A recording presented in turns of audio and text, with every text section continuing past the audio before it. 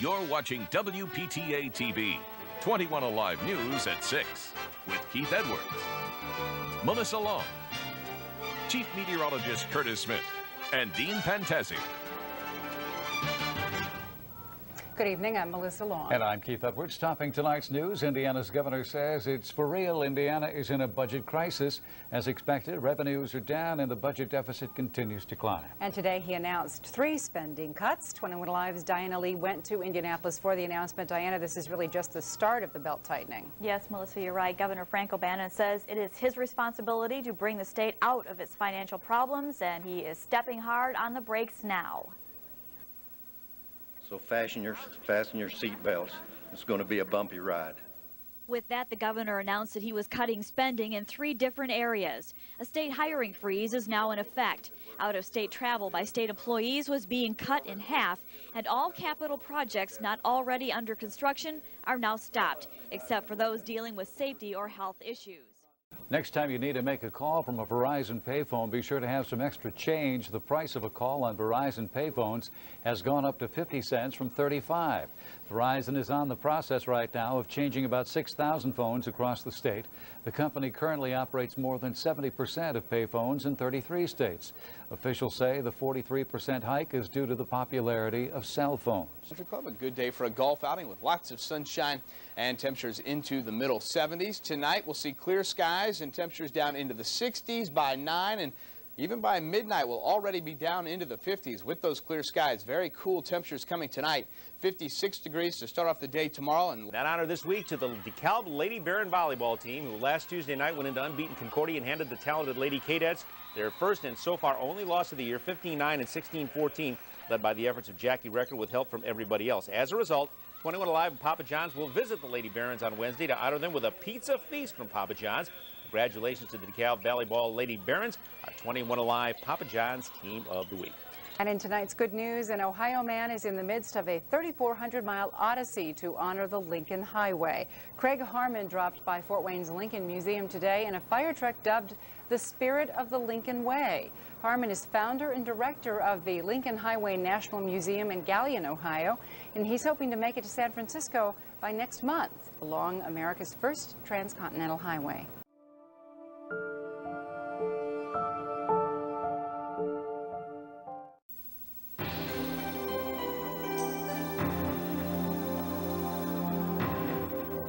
Attack on the United States, the local perspective. My aunt and my cousin worked for the World Trade Center and they were killed this morning, and I figured even if it's just a pint of blood, it's something to help somebody else that maybe needs it.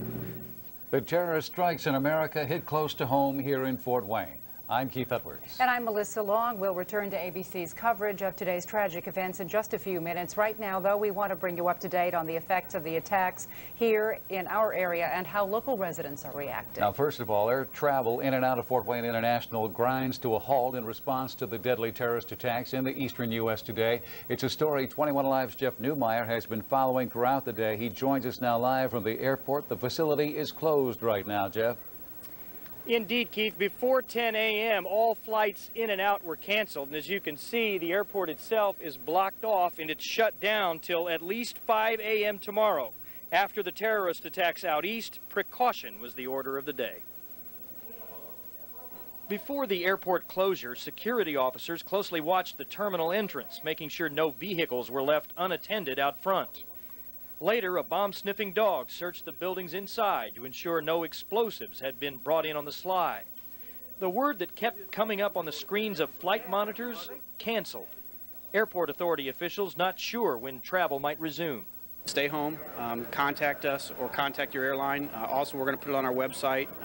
They're welcome to take a look at that, and then we'll modify the website when something changes. But for right now, it doesn't do anybody any good to come out to the airport.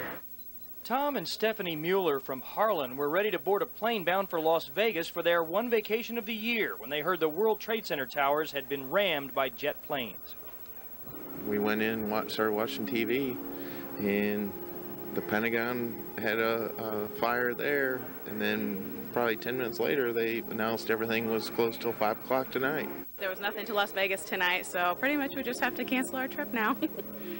How hard is that? I mean, disappointing, very disappointing, yeah, but we'll just have to go next spring, I guess. Hijack planes. I'm like, well, maybe I'm glad we're not on a plane right now.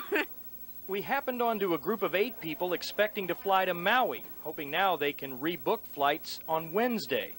This man, who was flying from Columbus, Ohio to Chicago to Seattle, was not angry when his mid-air flight was diverted to Fort Wayne. One of the greatest fears is unknown violence.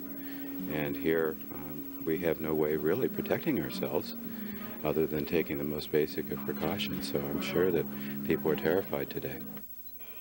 At the neighboring Air National Guard base, vehicles trying to enter the grounds encountered tighter security, even checks for hidden bombs underneath. Virtually no deliveries were even accepted. We are in an increased force protection situation, which of course was passed from the Pentagon to us as a result of the things that are going on out east. Beyond that, we're very hesitant to talk about our operation for obvious reasons.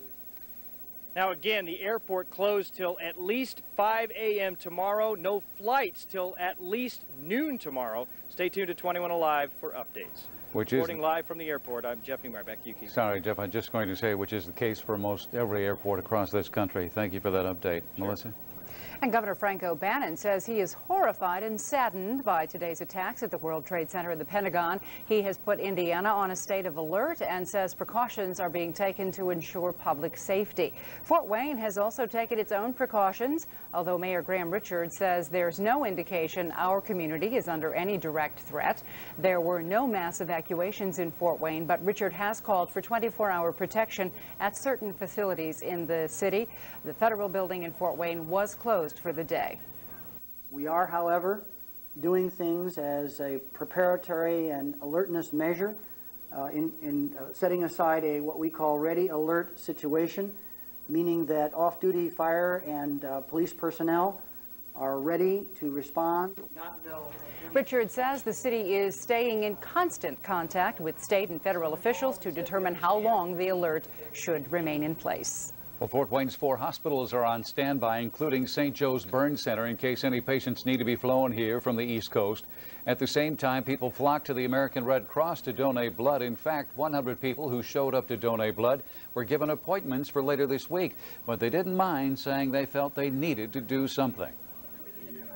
When I started watching the TV this morning and seeing everything that was going on, one of the first things that came into my mind was that they're going to need horrendous amounts of blood where this has happened, and I haven't donated blood in years, and I thought I'm going to go down and donate.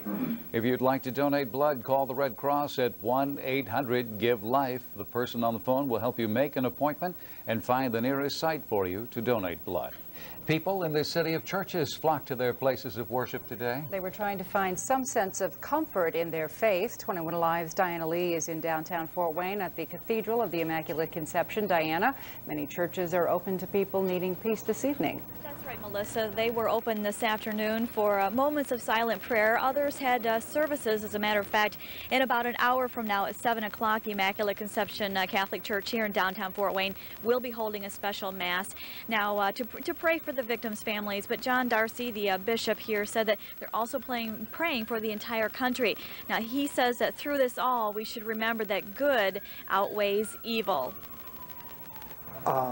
My daughter and son-in-law both work in the Pentagon, and so we're very, very thankful. That's why we're here today. Have you heard from her? Yes. Yes, yes, we have. Everybody's okay. Our son-in-law happened to be at a meeting and out of his office, otherwise he would have been in the area.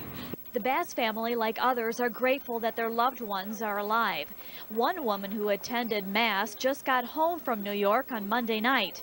Part of our trip was a trip to Ellis Island, and you know that the World Trade Center is the background of the skyline. So, and how dominant that is in the Manhattan skyline. So just to see that, and then the tragedy this morning. It's gone. Yes. The great minds of history in the church, philosophers, theologians, have tried to explain evil. Nobody can. Christ didn't explain it entirely, but he went through it to give us hope. And he rose from the dead, and we believe that. Across town, business owners spelled out what they are feeling. And I just feel a normal sense of responsibility to say, God bless America. This is extremely unfortunate. A lot of lives have been lost, and this is our way of saying we have our prayers for those that have lost their lives, and we hope that corrective measures can be taken. And silent prayers whispered at Mount Calvary. Why would people come to a church to pray? Why can't they pray in their house or in their job? But people come to church, it's a peaceful time. It's to quiet the solitude, to spend time with their Lord about what's all happening. I just don't know. Their doors open all day for prayer. Now, numerous churches are holding special services, as you'll see in just a second, at Brookside Community. A special prayer service runs from now until 7 o'clock tonight. A 7 p.m. service is scheduled for the chapel and the Black Hawk Baptist churches. The First Assembly of God will hold a special family prayer time. That's tomorrow at 7, but their sanctuary will be open until about 9 tonight for private service. And as I said before, here in downtown Fort Wayne at the Immaculate Conception, in about 45 minutes, they will hold a special mass. And of course, all across the 21 Alive viewing area, we've gotten several calls from numerous churches saying that they will be holding special services tonight. So if you need spiritual comfort, you can probably go out to any of the churches that I mentioned or your own home church. Reporting live from downtown Fort Wayne, I'm Diana Lee. Back to you. All right, very, very difficult day for many people. Thank you, Diana. Keith. The U.S. financial markets came to a halt today after two planes crashed into the Twin Towers of the World Trade Center. All U.S. exchanges and markets closed for the day, and late this afternoon, officials of the New York Stock Exchange, NASDAQ stock market, and American Stock Exchange said they would remain closed tomorrow. It's likely to be at least a few days before activity fully resumes because of the devastation to the World Trade Center and damage to surrounding businesses.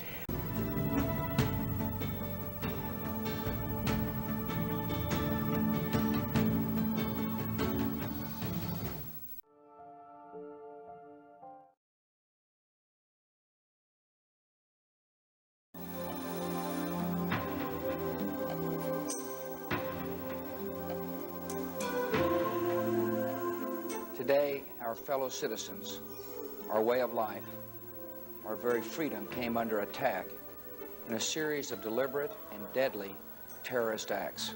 Terrorist attacks can shake the foundations of our biggest buildings, but they cannot touch the foundation of America. These acts shattered steel, but they cannot dent the steel of American resolve. America was targeted for attack because we're the brightest beacon for freedom and opportunity in the world, and no one will keep that light from shining.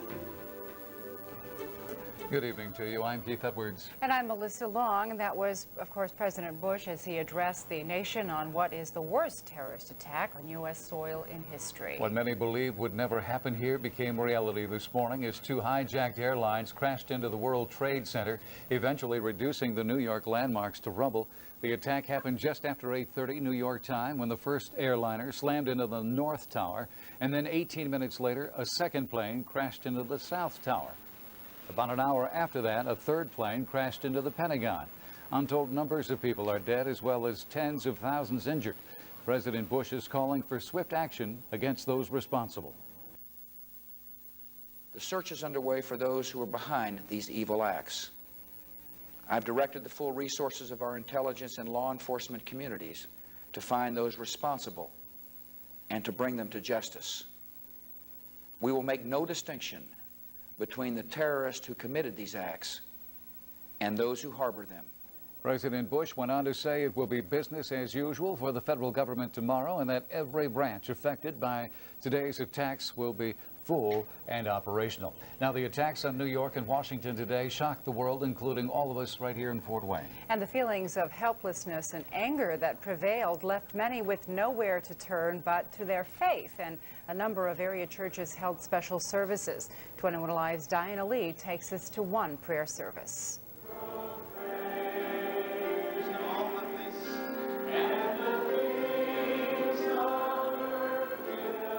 As people are trying to grapple with the thousands of lives that have been torn apart, many turn to their faith. At Black Hawk Baptist Church, dozens of people gather to pray together. In our opinion, as believers, there's really only one thing we can do, and that's pray for everybody that's been affected in our country and just pray for our leadership. That's why we're here, is to offer a prayer for all those survivors and for those that passed away in this terrible fracas. America needs to get back to God. Those who came were asked to pray specifically for three things: for the president and our leaders, for the families whose lives were shattered, and for a spiritual renewal of Americans. Very definitely. I think this is one thing that this nation, the people are going to be turning to prayer, and that's very important. Tonight, the Congress saying, God bless America. This is the best nation in the world, and we need to pray for it. Shock, beyond belief, could not believe it. But after thinking it all over and knowing it, I know God's in control, and we have to trust Him for what He has for us. Yeah, I feel for them, because if it was me in that spot, I would want people praying for me too. People sending up whispered prayers, hoping to find and give comfort. Diana Lee, 21 Alive News. Well, emotions are obviously running all over the place across the country tonight, and many of us are thinking about how all of this is affecting our children. Area schools are gearing up to deal with that subject tomorrow. Corinne Rose joins us now live in the newsroom to tell us how. Corinne? Well, Keith and Melissa, I talked to Allen County superintendents tonight, and they tell me that they want to make life as normal as possible for their students tomorrow. At Fort Wayne Community Schools, I-STEP testing continues. There will be counselors on hand, and teachers will talk to their students in small groups. At East Allen County Schools, I-STEP testing continues as scheduled. Counselors will be on hand to talk to kids, and each school building will decide how to talk to its students about the attack.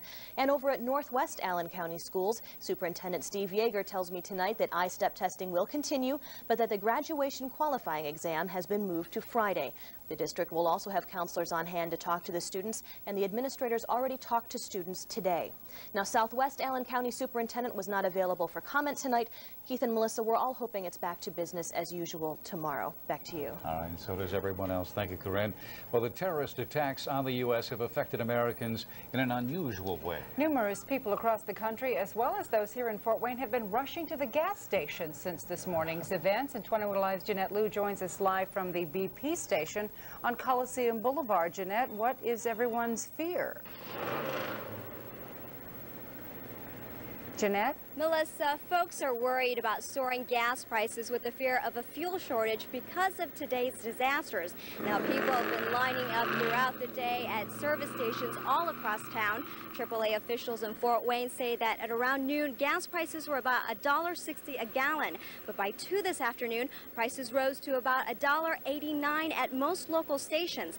Across the state, prices have, for the most part, remained steady, except for one Indianapolis suburb, where the price went up to $4.79 a gallon. State leaders say people should not panic, and one petroleum industry official says at least in the short term, the attacks will likely have little impact on fuel supplies, although crude oil prices did increase shortly after the attacks.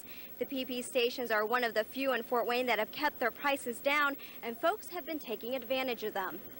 I was told that the gas prices were going up, and when I was coming down Spy Run, I saw that this station still had their gas for $1.64, so I couldn't pass that by.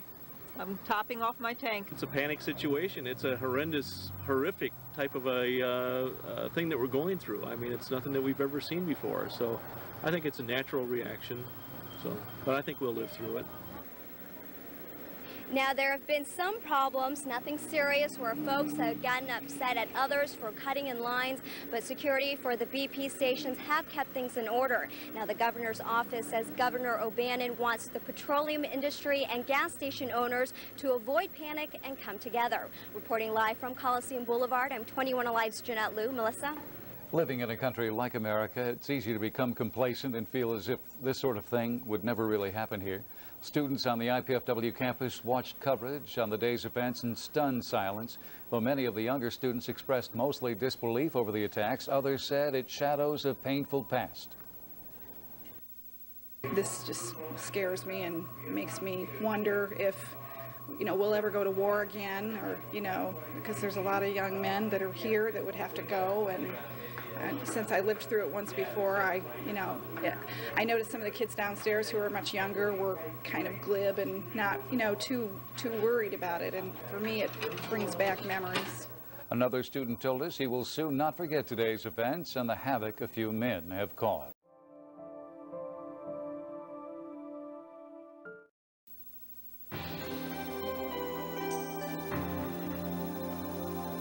Attack on the United States. The local perspective. Now, here's Keith Edwards and Melissa Long. Good evening, I'm Melissa Long. And I'm Keith Edwards. Beginning our special edition of your 6 o'clock news, flights have still not resumed at the Fort Wayne Airport. And that may be the case until tomorrow. 21 Alive's Corinne Rose joins us now live from the airport with more. Corinne, any planes in the air there? Oh, not yet, Melissa. Now, we have received word that any of those flights that had been grounded yesterday by the FAA, because of those attacks out on the East Coast, they have received authorization to now continue to their destinations. But any planes that might have been diverted to Fort Wayne will not be taken off tonight. We're going to send you back down Ferguson Road to the 5th Road, come in the back side to the parking. Traffic is not allowed near the terminal building, and only passengers with tickets will be allowed inside. But one man we talked to said he wasn't going to wait to get a flight home to California. I'm going to keep calling Amtrak, and hopefully along the way there'll be a station that I can buy a ticket at and dump the car off and keep your fingers crossed. Canadians Norm Parkinson and Gino Montavon have been stuck in Fort Wayne since their business conference on Monday. Give them a call, see what they say, and then we'll get a hotel room. It's quite frustrating. We're away from our families, so we were only supposed to be here for 2 days, and now it's getting on 4 days. So, of course, we're going to start running out of clothes and all that kind of stuff, So, it's pretty bad. But they say their families are patient. Yes, they do. They understand. They know the problem, and it's a big tragedy. So anything else doesn't count as much. While some planes were diverted to Fort Wayne and have been cleared to fly, they won't for some time. Every airport must pass stringent security requirements first. Fort Wayne will contact the FAA when those requirements are complete, hopefully by Thursday morning. Whether we meet our security requirements here is only half the story. The other airports where they're going to may not have. So we're asking all the passengers to check with the airlines. I know it's frustrating. I know it's hard to get through, but that's going to be their best source of information. The airlines are the only one they're going to know when they can resume flights to those cities. Airlines will be allowed to fly empty planes to get them where they need to be, so you may see planes taking off from Fort Wayne, but they will not have passengers on board. Now, we have just been briefed by the executive director of the airport, and he updated us on 3 different things that I feel I should pass along to you. They are closing the short-term parking lot for the unforeseeable future. That's because the FAA has placed a regulation as to how close cars can park to the terminal building, and the short-term parking lot, unfortunately, just over my left shoulder, is going to be too close to the terminal building. So short-term parking will be closed, and the entrances into the long-term parking lots will be rerouted. So if you're going to come out here to the airport, you're going to need to just follow the signs. There is also going to be an additional police presence on top of the police presence as they have here at the airport. The executive director of the airport said he is working with city and county police, and so you can expect to see additional uniformed officers out here. They hope to have approval to open up the airport by noon tomorrow, and of course that depends on the FAA and whether the FAA gives that approval approval that the airport has met all of those stringent security requirements, that they feel they would be able to handle flights coming in and out of Fort Wayne. Now, of course, you can check on the status of your flight by going to the airport's website. That's at www.fwairport.com. Reporting live from the airport, I'm 21 Alive's Corinne Rose. Melissa, back to you. Corinne, did you get any particular perspective from the Canadian travelers, especially in light of the reports that some of the hijackers may have come into this country from Canada?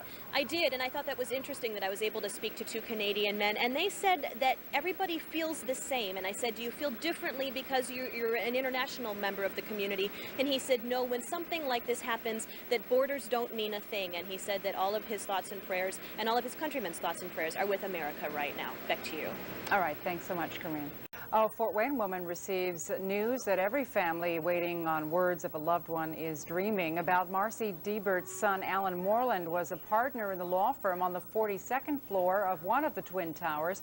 Debert watched the terrorist attack on the World Trade Center on television. At her doctor's office, she knew her son might be inside. Luckily, when she got home, all of her fears were laid to rest.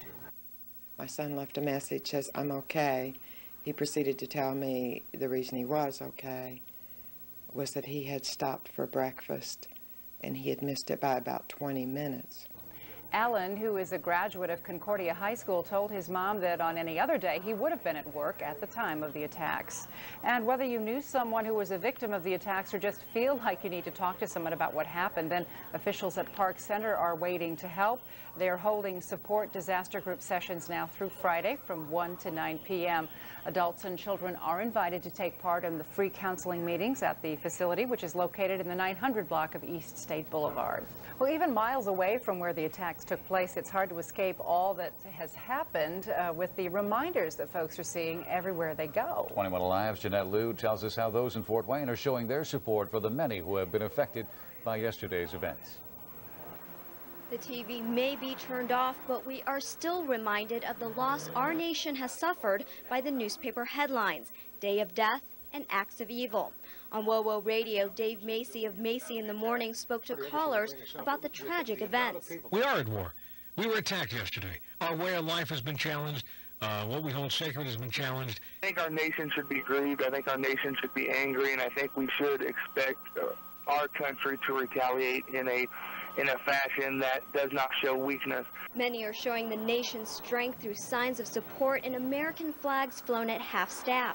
The Kmart stores in Fort Wayne have sold numerous flags and have moved them up front to make it easier for customers to find.